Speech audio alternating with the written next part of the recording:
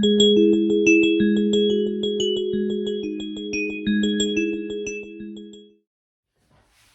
is going on, YouTube? Welcome back to Eastside RC. Today we're going to be doing a little wrenching on the hybrid here, and I want to show you guys some tips and tricks that I've come up with, and just some things that I like to do and some issues that I want to address about the car and the engine. So let's get right at it.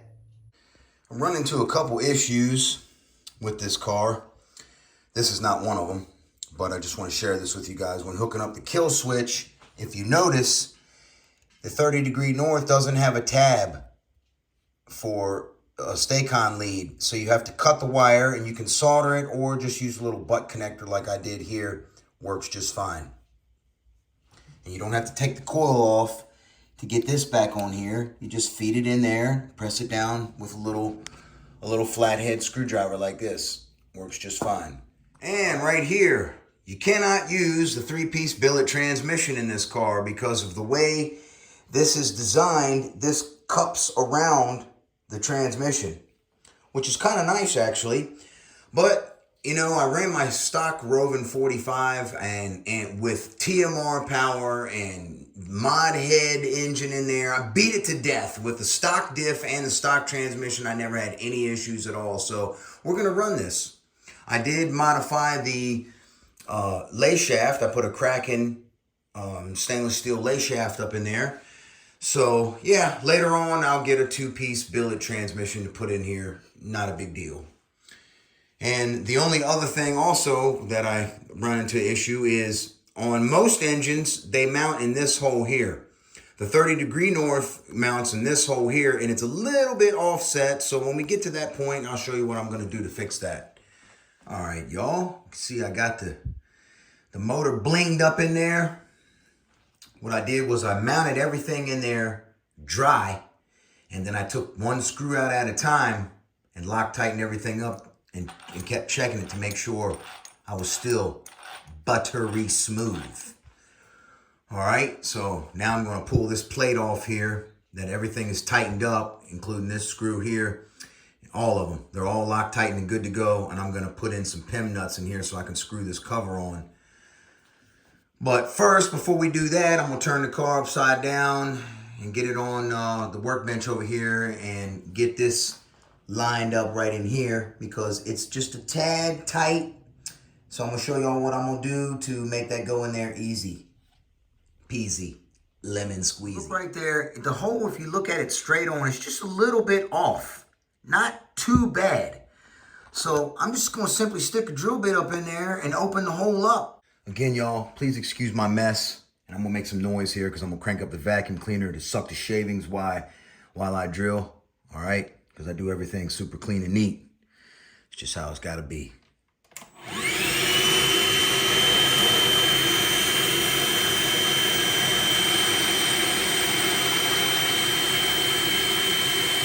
Now, as you can see, check it.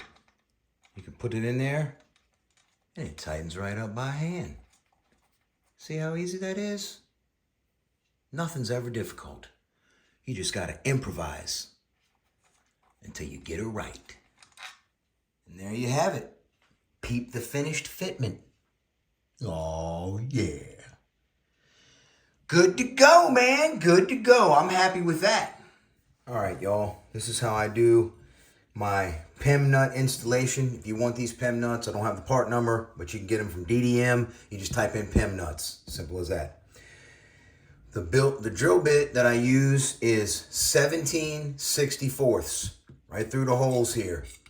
Put this thing in a vise or put gloves on and hold it because it got me when it spun around and cut my thumb and beat up my cuticle right here. So just you know, put the drill bit in there and just give it a little wallow after you go through a couple times, and you're good to go on that. So how you install these is, once you get that, you want to check this,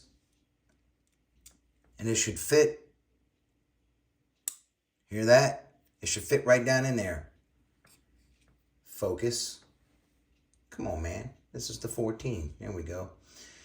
You should see the knurling. You're going to force that through the hole here. So it should just fit right in there just like that. So there's no movement. If you look on this PEM nut, you can see a little groove right there on the very end. That's where you want to get the groove started. Just hold it up there like this. Get it in the slot. Take you some good lubricant. Here's a good penetrating lubricant, CRC 656. This stuff is awesome, y'all. It's a great rust preventative. It's good to put on your pipe. I got it in this little dropper bottle here because I use it for my wheel nuts. Just take you one drop, put it on there like so. It'll run on around in there. You can brake clean it later when you're done. Then you just simply take you a piece of billet. It's an old HPI brake spacer. Thread it through here.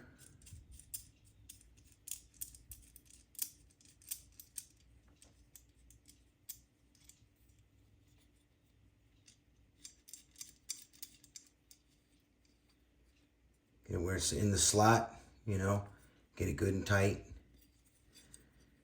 And then you just simply take your bit and tighten it up. Let me get my bit.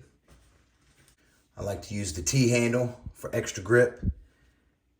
Fit it in there, turn it. It'll spin a little bit, but then it will grab. Once it grabs, you're golden. Then you just crank it on down.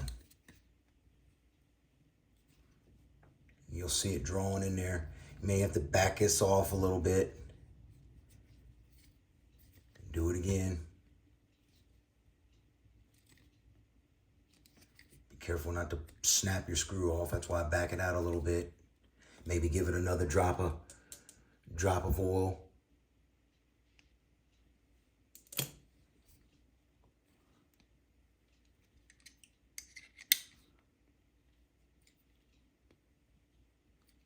Some gloves would be nice.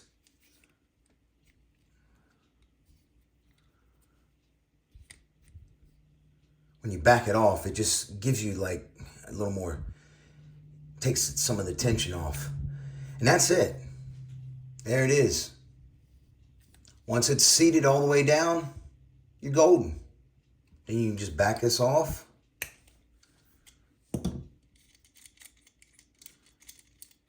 Nice fit down there. See the knurling where it's done pulled in the hole? That's why it's important to not drill this hole too big because then you've screwed your cover up. See there? Nice and flush, tight and right. And there you go. Both of them are installed. Just like factory finish.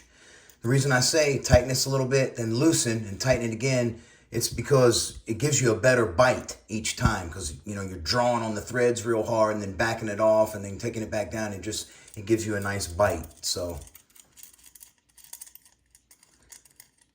and that's it, man. Just like that. And you're golden. Now you got threads in your cover. All right, y'all. As you can see, I got my Rovan carrier up on here. Everything's tight and right, clean and neat.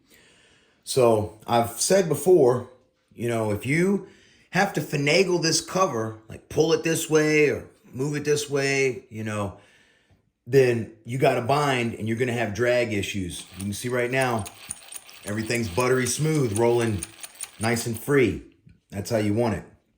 Excuse me, I'm burping. So you just slide this bad boy right on like so. I got my 18 gear on there because we're going to be starting out with 1856 because 1757 is just not enough. You can see here, look, perfect. Everything lines up nice and neat. The holes are nice and aligned. And if you look back here, this plate is flush to the clutch carrier. So there's no shimming needed behind here to make things nice. And I already have fitted this dry, so when you put these screws down in here, you can tighten these up and everything is nice. I must say, it don't draw on the lay shaft and draw it upwards, creating a bind, hindering its rolling ability. I gotta say, man, everything on this car is super easy to work on. The fit and finish is very nice from Rovan. I gotta say, you know, the issue that I had with the clutch case, that's not Rovan's fault. That's this engine. It's a 30 degree north engine. the clutch carrier is just, it's billet and it's a little different. But as you guys can see, the issue was very easy to address. So, nice. Goes right on here, just nice. Tighten these up, Loctite them, Loctite here, put your gear on, you're done, son. All right, simple as that. I'm not gonna bore you guys with that. I just wanna show y'all how nice this slides on and off and works so easy. Don't forget, when you're putting it back together, don't forget your gear spacer or, you know, you could have some issues, so. All right, y'all. All right then, YouTube, that's going to do it for this video, man. Be sure to give me a thumbs up if y'all liked it. Don't forget to hit that subscribe button and come on back for some more BRAP action. I found some 2054 gears, so as soon as I can get back over to Mom and Dad's house, we're going to rip that 38 one more time with some 2054. So, yeah, y'all like what you see, man. Come on back, all right? Because I got some tech tips I'm going to be doing with the electronics. Show y'all how I fit the Heliontronics servo up in this servo tray. And hopefully by that time, we'll have the pipe and get this thing done. All right, so y'all have a blessed one. I'll see you on the next one. Eastside RC is out.